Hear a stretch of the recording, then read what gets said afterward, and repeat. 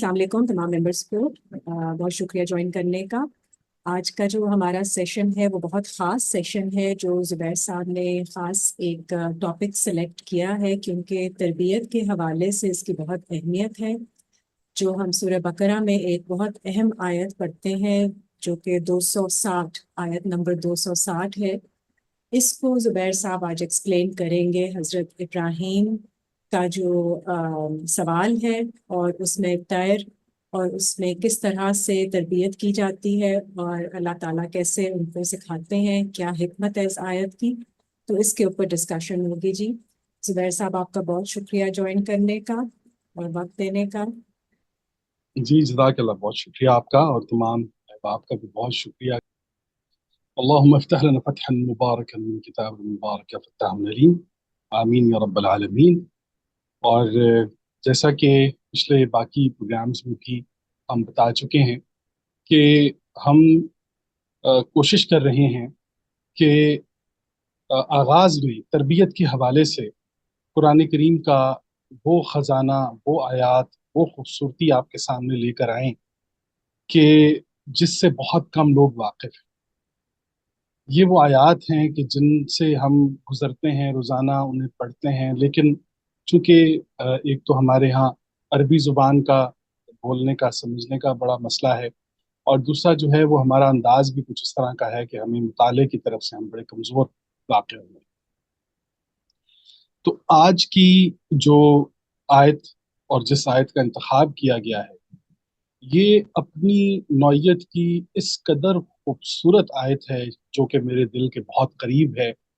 और इस आयत में जाहिर है हमने बहुत कुछ सुन रखा है, हमने इसके बारे में बहुत कुछ पढ़ा है और हम इसके बारे में बहुत कुछ जानते हैं, लेकिन इंशाअल्लाह ताला आज हमारी कोशिश होगी कि आपको वो जो आपने सुन रखा है, वो जो आपने पढ़ रखा है, उसके अलावा भी एक और रंग कुरान करीम का आपको दिखाया जाए जो कि इससे पहले बहुत कम बयान हुआ है, या पता नहीं, अल्लाह बेहतर जानता है कि बयान शायद पहली दफ़ा हो रहा हो।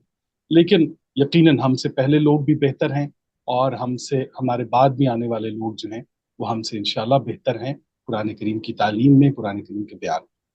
तो इंशाल्लाह ताला आज ये आयत हम आपके सामने लेकर आ रहे हैं जी। इस आयत का ताल्लुक मैं कुछ नुकात आपके सामने रखना चाहूंगा कि एक तो इस आयत के अंदर आपको मकाम इब्राहीम अलैहिस्सलाम का पता चलेगा। उसके बाद इसकी सबसे खूबसूरत जो मुकालमा है अल्लाह ताला का और इब्राहीम अलैहिस्सलाम का, वो बहुत खूबसूरत मुकालमा है।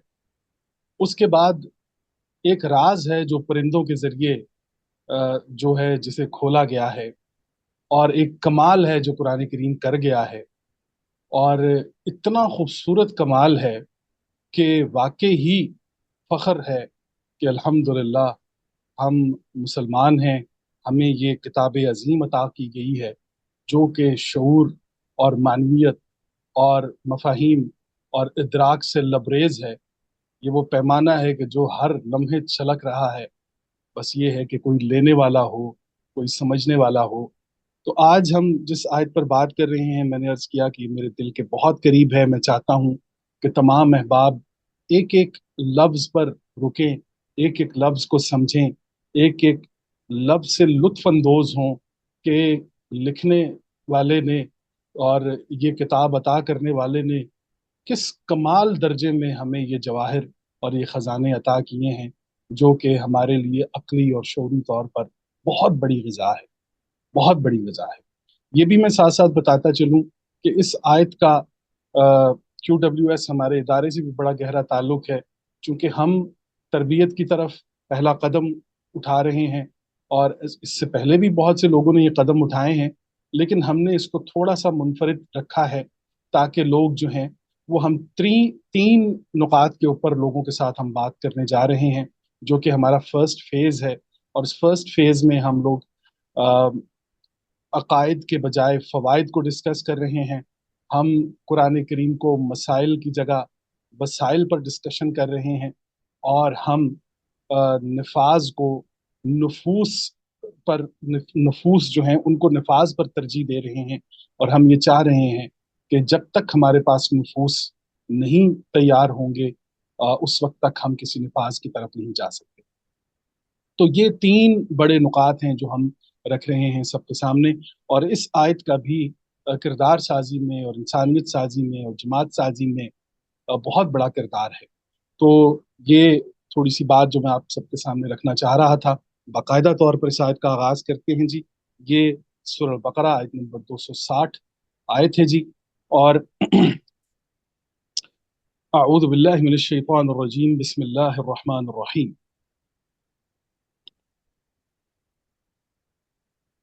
آیت کے حوالے سے ہم نے جو آج تک پڑھا ہے، جو سمجھا ہے، اس کا مختصر سا تعارف بھی ایک میں کرواتا چلوں کہ ہمیں یہ بتایا گیا کہ ابراہیم علیہ السلام نے اللہ سے کہا، فرمایا کہ مجھے بتائیے کہ آپ زندگی کیسے پیدا کرتے ہیں، تو کیسے زندہ کرتے ہیں اس کو؟ تو فرمایا گیا کہ آپ ایمان نہیں رکھتے، کہتے ہیں جی ایمان تو ہے لیکن دل کے اطمینان کے لیے۔ تو فرمایا کہ اچھا اس طرح کیجئے، 4 پرندے لے لیجئے، اور پھر عام طور پر یہ کہا جاتا ہے کہ ان کو آپ اپنے ساتھ ہلا لیجئے، ان کو اپنے قریب کر لیجئے، اور پھر ان کے ٹکڑے کر دیجئے، اور پھر ٹکڑے کرنے کے بعد جو ہے وہ آپ انہیں مختلف پہاڑوں پر رکھ کے آئیے، اور پھر ان کو آپ جو ہے وہ بلائیں تو پھر وہ آپ کی طرف دوڑتے ہوئے آ جائیں گے، اور بے شک اللہ جو ہے وہ عزیز اور حکیم ہے۔ تو یہ آیت جو ہے، اس کے آخر میں جو 2 صفات پیش کی گئی ہیں، میں یہ چاہتا ہوں کہ ان کو بھی آپ اپنی نگاہ میں رکھیے گا کہ یہاں پر آپ کو ایک طاقت اور حکمت کا حسین امتزاج دکھائی دے گا۔ ایک حسین امتزاج طاقت اور حکمت کا آپ کو آج انشاءاللہ تعالیٰ اس پروگرام میں دکھائی دے گا، بلکہ محسوس ہوگا انشاءاللہ تعالیٰ۔ تو جی آغاز کرتے ہیں جی۔ اعوذ باللہ من الشیطان الرجیم، بسم اللہ الرحمن الرحیم۔ وَإِذْ قَالَ إِبْرَاهِيمُ رَبِّ أَرِنِي كَيْفَ تُحْيِي الْمَوْتَى، اور جب ابراہیم علیہ السلام نے فرمایا ربی، اے میرے رب، ارینی، مجھے دکھائیں۔ اچھا یہ سوال بہت اہم ہے، یہ یاد رکھیے گا کہ اس پوری آیت کی بنیاد یہ وہ سوال ہے، اور اس سوال کو سمجھنا ہمارے لیے بہت ضروری ہے تاکہ ہمیں اس میں سے بہت بڑا خزانہ ملنے والا ہے۔ ربی، اے میرے رب، ارینی، مجھے دکھائیے، ارینی کیف تحیی الموتى، وہ کیفیت آپ مجھے دکھائیے۔ کیف، کیف کے اندر آپ کو کیفیت دکھائی دے گی۔ اس لفظ کو انڈر لائن کر لیجئے کہ کیف کا لفظ جب آئے گا تو وہاں پر سوچنے سمجھنے والوں کو ایک مخصوص کیفیت کے اندر اترنا ہوگا تاکہ اس آیت کو سمجھا جا سکے۔ اور یاد رکھیے کہ جو کیفیت ہوتی ہے نا جی، اس کا تعلق یا اس کا وجود جو ہوتا ہے وہ غیر مادی ہوتا ہے۔ یہ بات ذہن میں رکھیے کہ یہ جو سوال کیا جا رہا ہے اس کا تعلق شعور سے ہے، ادراک سے ہے، معنویت سے ہے، اس کیفیت سے ہے کہ جو ابراہیم علیہ السلام پوچھ رہے ہیں کہ ربی، اے میرے رب، ارینی، مجھے دکھائیے، کیفا، کیفا، کیسے۔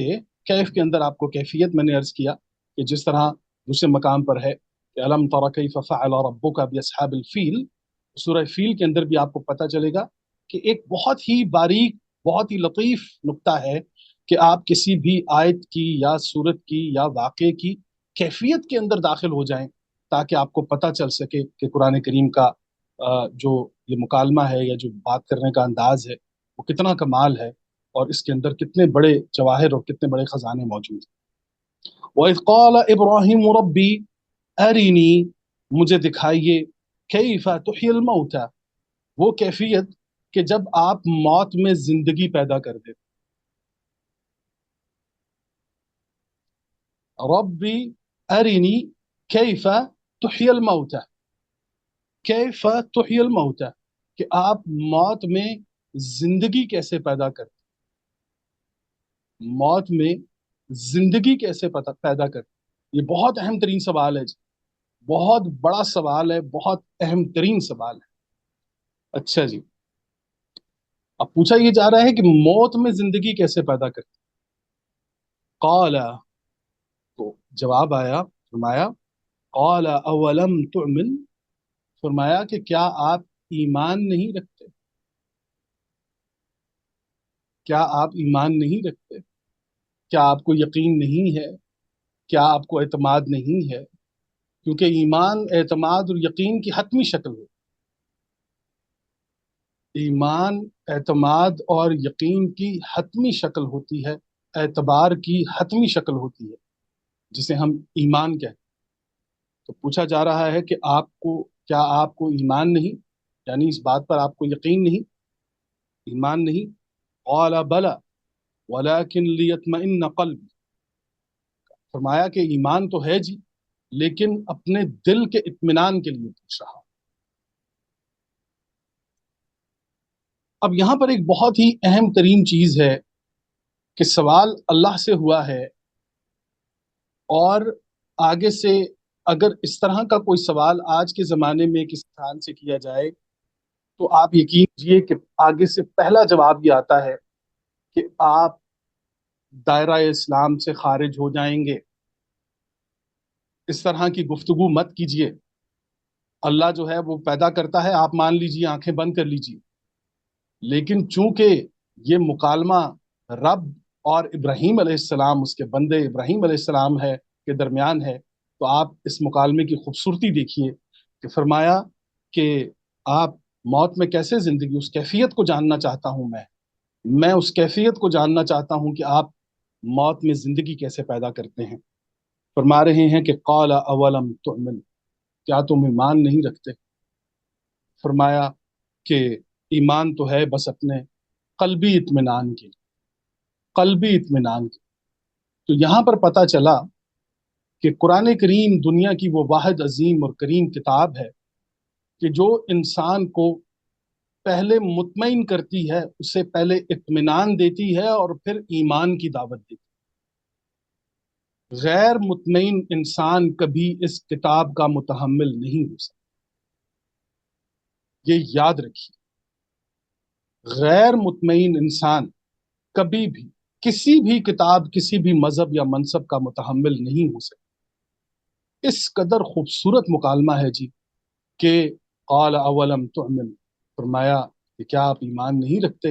قال بلا ولكن ليطمئن قلبی، کہ نہیں جناب، ایمان تو مجھے ہے، یہ بات تو ہے، لیکن میں اپنے قلب کے اطمینان کی بات کر رہا ہوں۔ تو معلوم ہوا کہ اطمینان، ایمان کی بنیاد اطمینان ہے، اطمینان ہے۔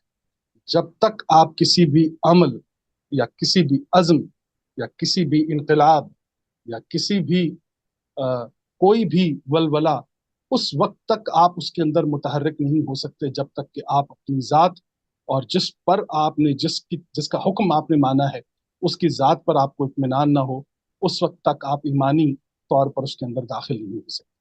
تو معلوم ہوا کہ اطمینان جو ہے وہ ایمان کی بنیاد ہے، اطمینان جو ہے وہ ایمان کی بنیاد ہے۔ پھر ایک دفعہ کہوں گا کہ وہ سوال ذہن میں رکھیے گا کہ ربی ارینی، مجھے دکھائیے وہ کیفیت، کیف تحیی الموت، کہ آپ موت کے اندر زندگی کیسے پیدا کریں۔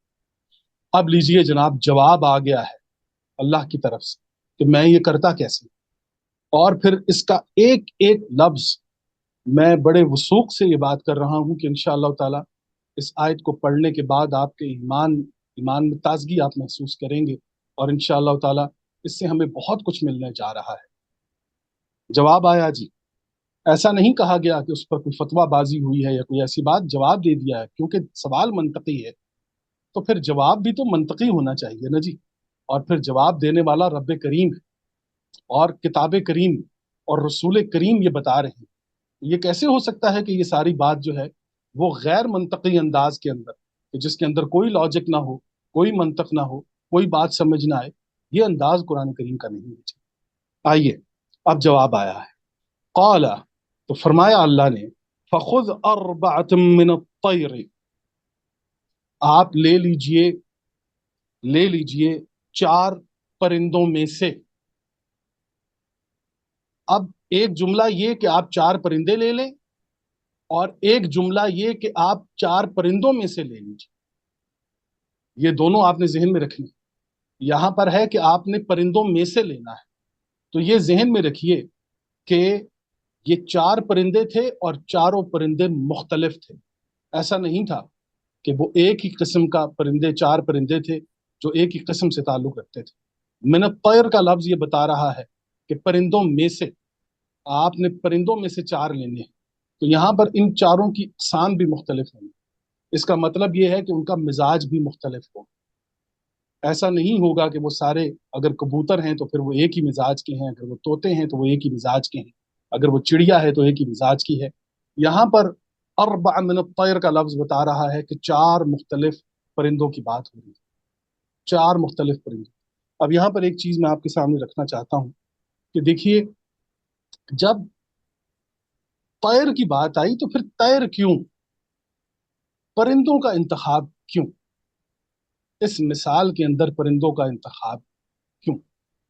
اب آپ یہ دیکھیے کہ انسان جب کوئی جانور پالتا ہے، کوئی بلی پال لیتا ہے، کوئی بکری پال لیتا ہے، کوئی اور پرندہ جو چلنے والا ہو، وہ اگر آپ پال لیں اور اسے آپ اپنے ساتھ مانوس کریں، اپنے ساتھ ہلا لیں، وہ آپ کے قریب آ جائے، آپ سے بڑا پیار، آپ کے ساتھ لاڈ کرے، آپ بھی بڑے سال کی آپ کی رفاقت ہو، اس کے بعد جب آپ اس کو اپنے آپ سے الگ کریں گے نا جی، تو اسے الگ ہونے میں کچھ تو وقت لگے گا.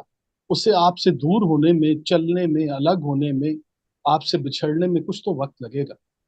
لیکن یہاں پر بالکل اپوزٹ ایک ایسی مخلوق کا انتخاب کیا جا رہا ہے کہ جس نے صرف 2 پر ہلانے ہیں اور آپ کی آنکھوں سے اوجھل ہو جاتا ہے. یعنی اسے آپ کی ذات سے دور ہونے میں کوئی بالکل دقت نہیں ہے، اور اس کے پاس اس کھلے آسمان میں اڑنے کی پوری پوری پوری آزادی اسے حاصل ہے.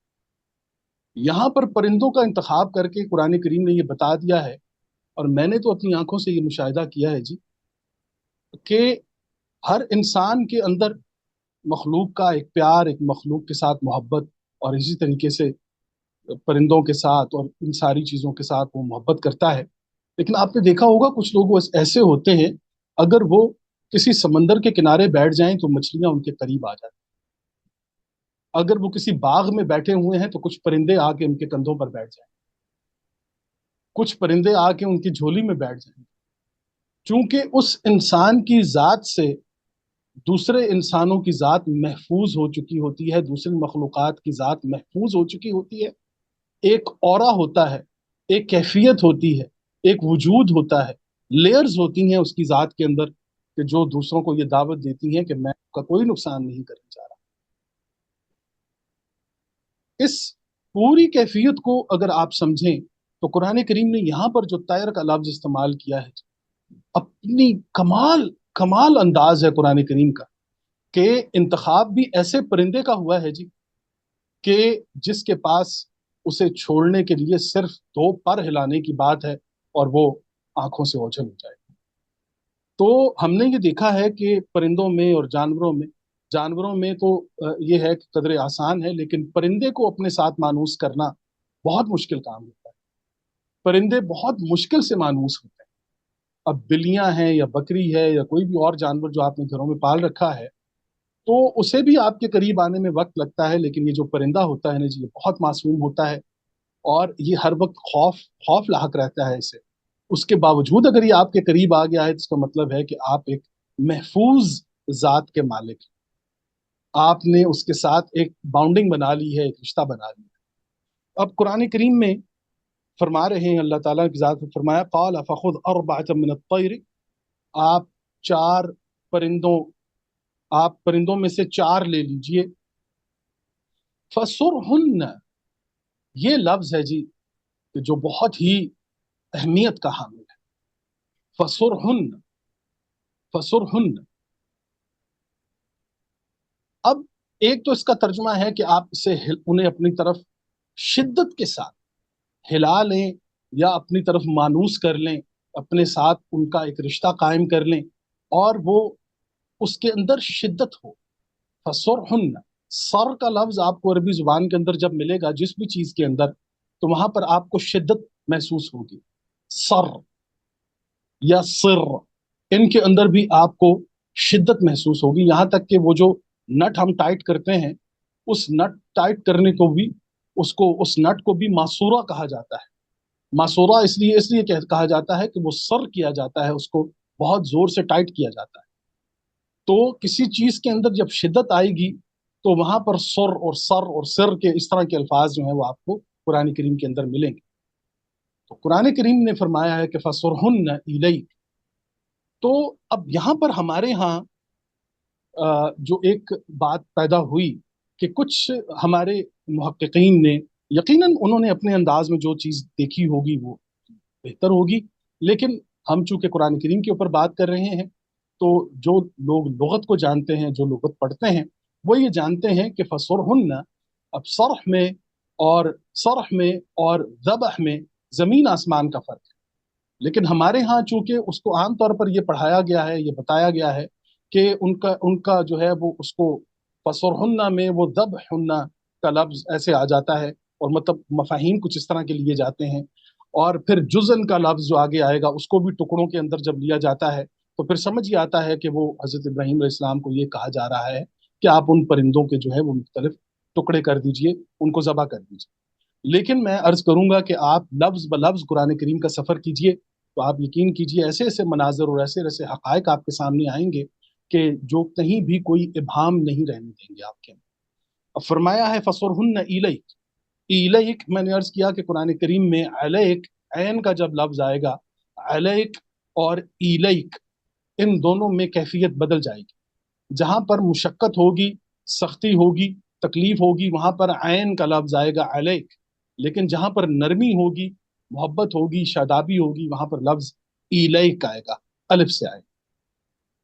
अब यहां पर ये देखिए, फसुरहुन्न इलैक, कि आपने उनको अपनी तरफ मंसूब कर लेना है, आपने उनको अपनी तरफ मानूस कर लेना है, आपने उनको अपनी जात के साथ इतनी शिद्दत के साथ हिला देना है कि अब उन्हें आपके अलावा कोई और दिखाई ना।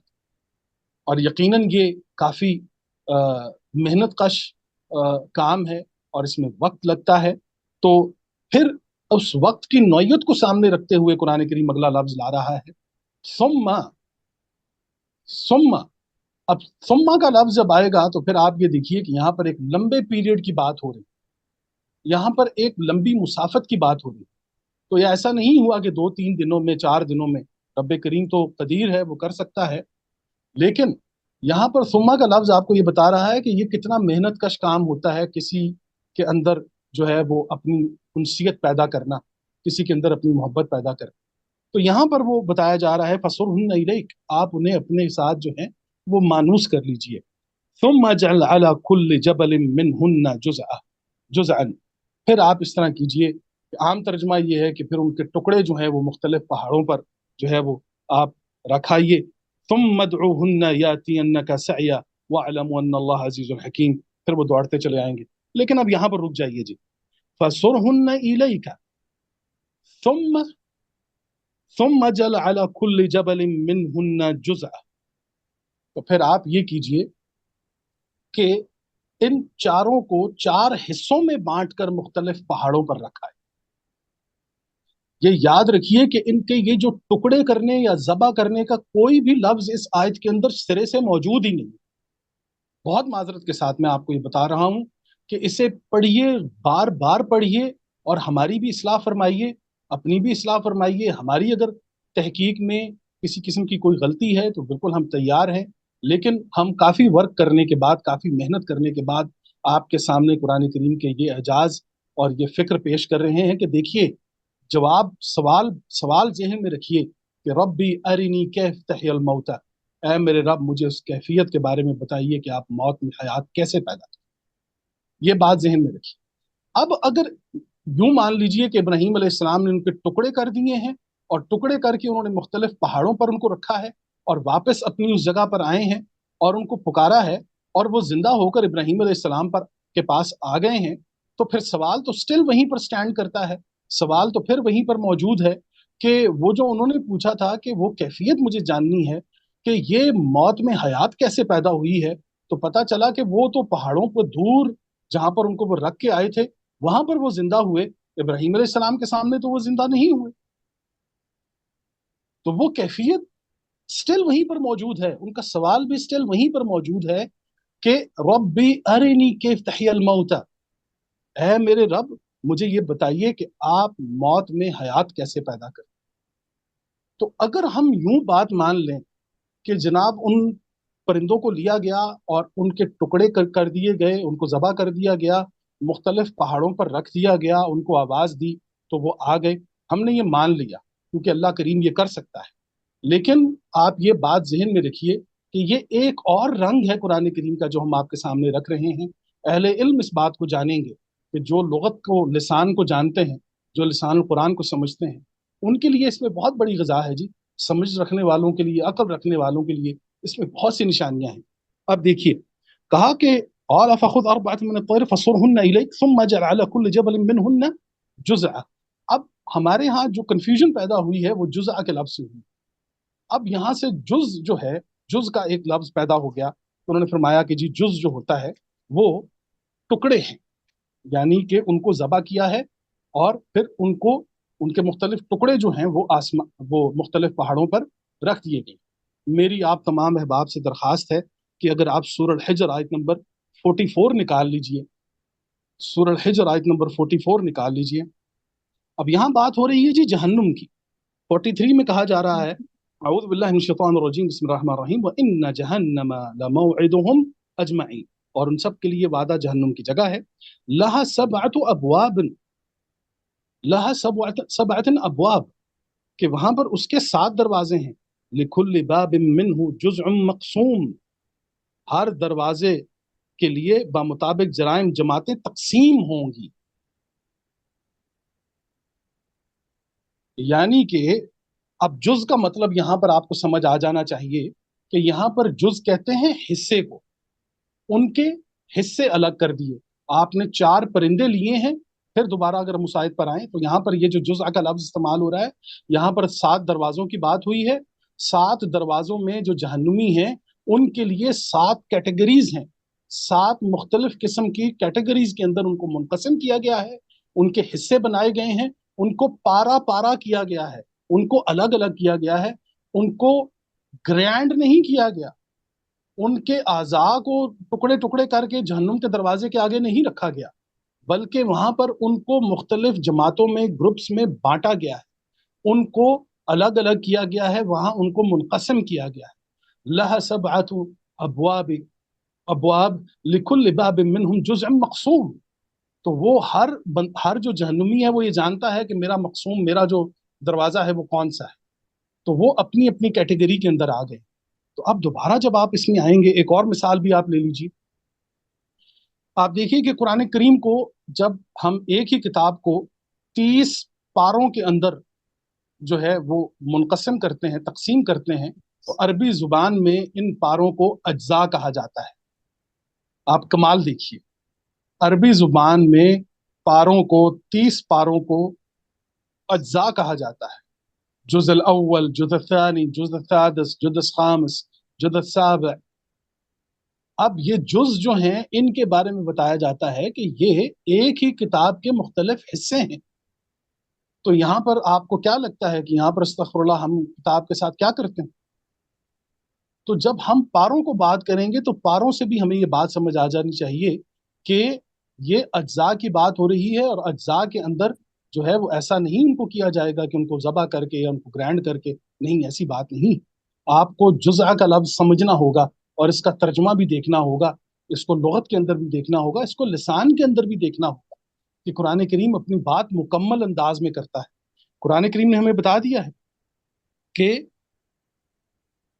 जो अज्जा हैं वो 30 पारे जो हैं उनको उर्दू में 30 पारे कहा जाता है, और अरबी में 30 अज्जा, यानी 30 जुज, 30 अज्जा जो हैं एक ही किताब के 30 अज्जा। तो यहां से भी हमें ये पता चल गया कि जुज का जो मानी है वो हिस्से का है।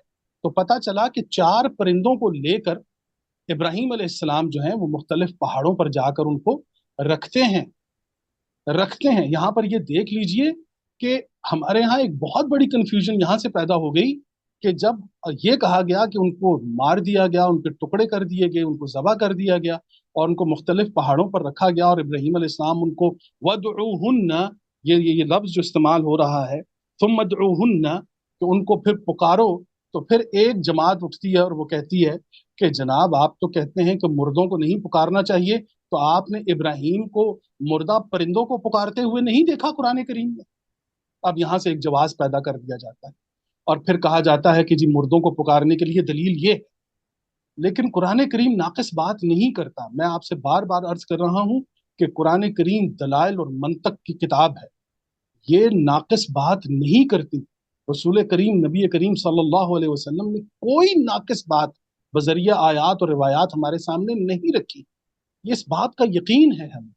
अब आप ये देखिए कि फरमाया है कि सुम्मा जअल अला कुल्लि जबलिन मिनहुन्ना जुज़अ, तो फिर आप जो हैं वो इनका हर चार में से एक एक हिस्सा मुख्तलिफ पहाड़ों पर रख आइए। सुम्मा उदऊहुन्ना, फिर उनको पुकारें। सुम्मा उदऊहुन्ना, फिर उनको पुकारें। यातीना का सया, ये दौड़ते हुए आपके करीब आ जाएं, दौड़ते हुए करीब आ जाएंगे। वअलम अन्नल्लाह अजीजुन हकीम, और जान रखो कि अल्लाह अजीज भी है, हकीम भी है। अब हमारे यहाँ जो आम तौर पर जो पूरी बात मैं अब आखिर में इसको अब समअप करूंगा कि एक तो इब्राहीम अलैहिस्सलाम का सवाल कि रब्बी अरिनी कैफ तहयिल मौता, कि आप वो कैफियत बताइए कि आप मौत में जिंदगी कैसे पैदा करते हैं, और आगे से जवाब भी आ गया है और इब्राहीम अलैहिस्सलाम मुतमईन भी हो गए हैं। लेकिन आप यकीन रखिए कि हमारे यहाँ हम जितने भी तराजुम पढ़ रहे हैं, इन तराजुम में कहीं ना कहीं हमारे पास वो इत्मीनान नहीं है जो इत्मीनान इब्राहिमी होगा, वो हमारे पास नहीं है। कंफ्यूजन हमारे पास है कि हम ये कह रहे हैं कि जी कुछ ने कहा कि नहीं जी वो तो वो बस उनको ज़बह किया है, मुख्तलिफ पहाड़ों पर रखा है, उनको आवाज़ दी है, वो आ गए हैं, बात ख़त्म हो गई। लेकिन आप हल्फ उठाइए, दिल पर हाथ रख के ये बताइए कि क्या इससे वो इब्राहीम अलैहिस्सलाम का सवाल क्लियर हो गया है? क्या आपको समझ आ गई है ये बात कि इब्राहीम अलैहिस्सलाम ने वहां पर जो सवाल किया था उसका जवाब हजरत इब्राहीम अलैहिस्सलाम को मिल गया है कि नहीं? ये है कुरान करीम का एजाज जो आज हम आपके सामने रखने जा रहे हैं। देखिए, बात यह है कि वहां कहा जा रहा है कि परिंदे लीजिए, उन्हें अपनी तरफ जो मानूस कीजिए, उन्हें हिलाइए, उन्हें उनके उनके उनके मुर्दा दिलों में, अब ये अल्फाज याद रखिएगा, उनके मुर्दा दिलों में, कि जहां पर आपका कोई नामो निशान मौजूद नहीं था, उनके मुर्दा दिलों में आप अपनी मोहब्बत, उनसियत, अपना एहसास डाल दें। अब इब्राहीम अलैहिस्सलाम को बताया जा रहा है कि परिंदे लीजिए, उनमें अपना एहसास, अपनी मोहब्बत, अपना प्यार, अपनी उनसियत उनके अंदर डाल दीजिए और वक्त लीजिए। वक्त के साथ, मुशक्कत के साथ, मेहनत के साथ, एहसास और जिम्मेदारी के साथ उन परिंदों को ये बावर करवा दीजिए कि आप उनसे मोहब्बत करते हैं, आप उनका एहसास रखते हैं।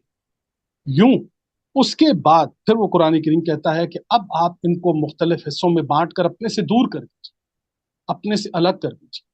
अब अलग किया है और वापस आए हैं और फरमाया है कि अब इन्हें पुकारिए, तो ये दौड़ते हुए आपके पास आ जाएंगे। अब ये जो आखिरी अल्फाज मैं आपके सामने बोलने जा रहा हूं, इन अल्फाज को सुन लीजिए कि कुरान करीम ने इस आयत में इब्राहीम अलैहिस्सलाम को ये बता दिया है कि ए इब्राहीम, जिस तरह आपने अपनी मेहनत, मोहब्बत और एहसास के जरिए परिंदों के मुर्दा दिल में, परिंदों के मुर्दा दिलों के अंदर अपनी मोहब्बत, अपना एहसास पैदा कर लिया है, ऐसे ही मैं तुम्हारा रब हूं। मैं ऐसे, जिस तरह तुमने मुर्दा दिल में, जिस तरह तुमने मुर्दा दिल के अंदर मोहब्बत पैदा कर ली है, इसी तरीके से मैं मुर्दों के अंदर जिंदगी पैदा कर देता हूं। कुरान करीम ये बताता है कि किसी ऐसे इंसान का बिछड़ना कि जिसके साथ आपकी उनसियत है, आपकी मोहब्बत है, आपका एहसास है, उसका बिछड़ना आपके लिए मौत है, लेकिन उसका लौट आना तो आपके लिए हयात है।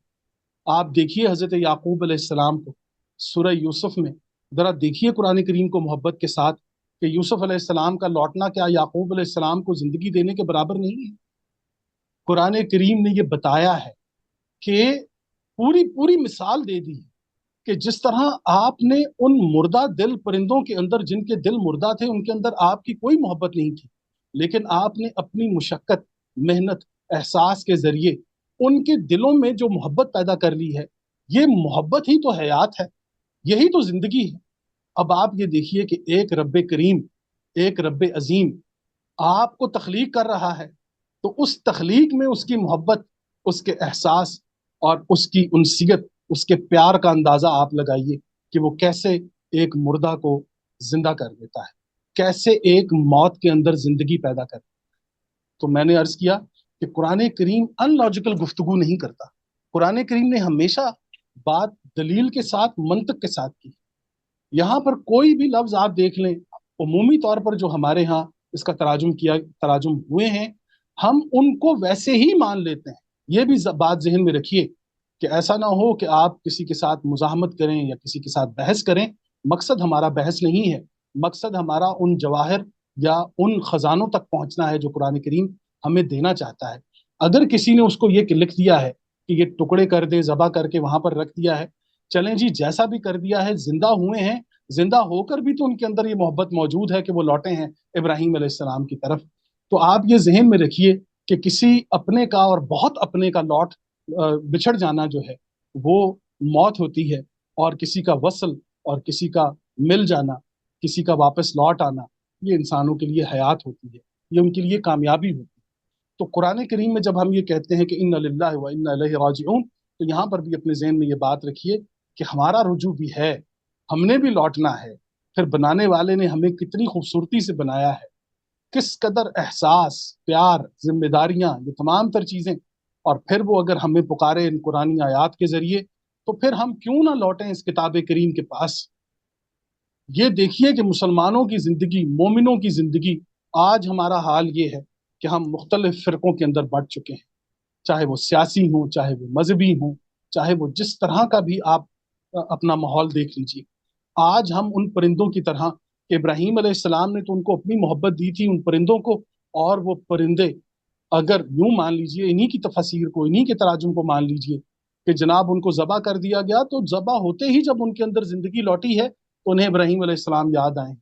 تو پھر یوں ابراہیم کے اندر وہ حیات لوٹی ہے کہ ان سے الگ ہوئے وہ پرندے جن پر انہوں نے بہت محنت کی ہو، بہت زیادہ ان کو وقت دیا ہو، ان سے الگ ہوئے، اور جب وہ ان کی طرف لوٹے تو ابراہیم کو وہ جو خوشی اور حیات حاصل ہوئی ہے، وہاں سے پتہ چلا کہ مردہ دلوں کے اندر حیات کیسے پیدا ہوتی ہے۔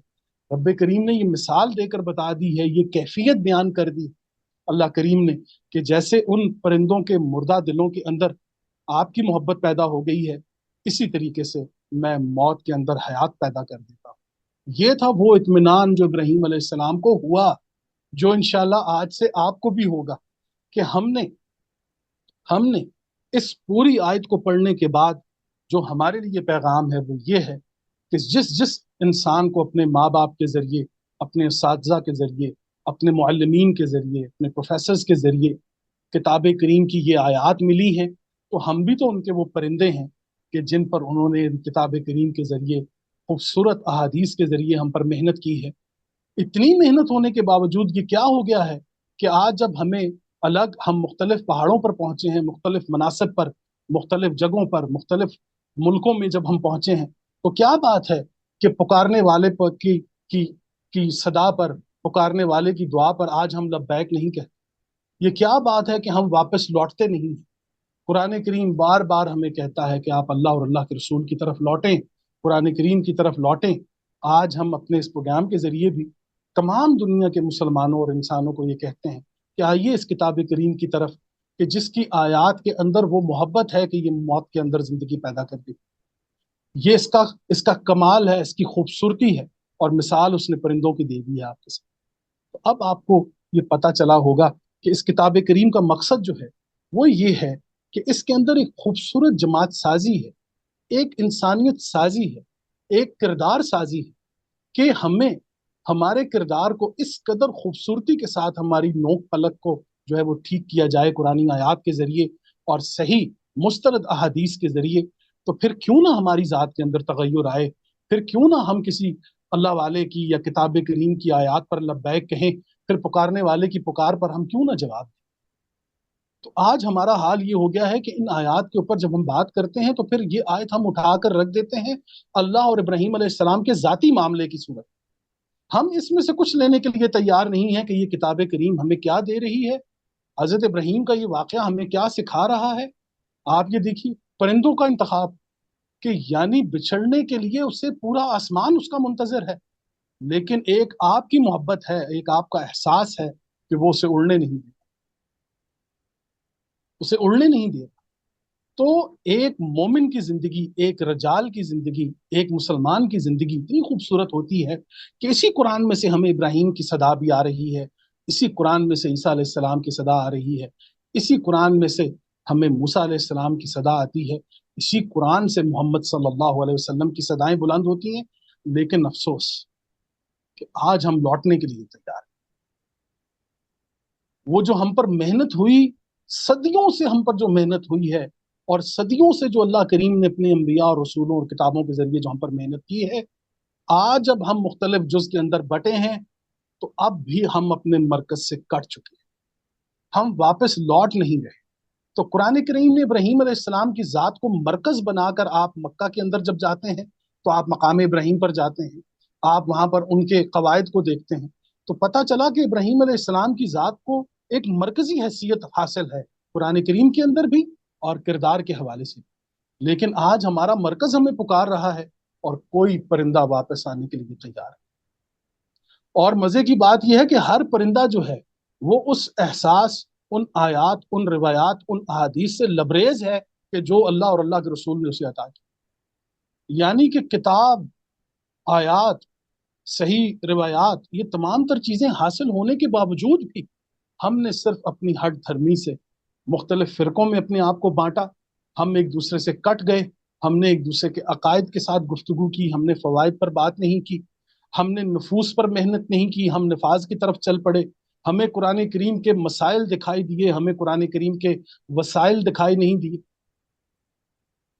تو جناب آپ تمام احباب سے یہ درخواست ہے کہ اس آیت کو بار بار پڑھیے، اس آیت کو بار بار سمجھیے، قرآن کریم کی اس محبت، اس شان اور اس شوقت کو محسوس کیجیے، اللہ کی محبت کو محسوس کیجیے کہ جس طرح ابراہیم علیہ السلام نے مردہ دلوں کے اندر اپنی محبت پیدا کر لی ہے، تو کیا وہ رب کریم آپ کے مردہ دل کے اندر کی محبت پیدا نہیں کر سکتا؟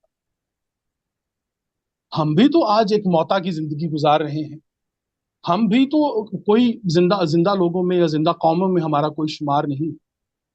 تو اللہ کریم تو بار بار یہ پکار رہا ہے کہ یہ کتاب ہے جو تمہیں زندگی دینے آئی ہے، یہ نبی ہے کریم، نبی کریم صلی اللہ علیہ وآلہ وسلم کہ جو آپ کو زندگی دینے آئے ہیں. تو میں نے عرض کیا کہ ایک حی القیوم، ایک زندہ خدا کو، ایک زندہ رب کو، ایک زندہ اللہ کو ہم تحفے میں سوائے زندگی کی اور کچھ نہیں دے سکتے.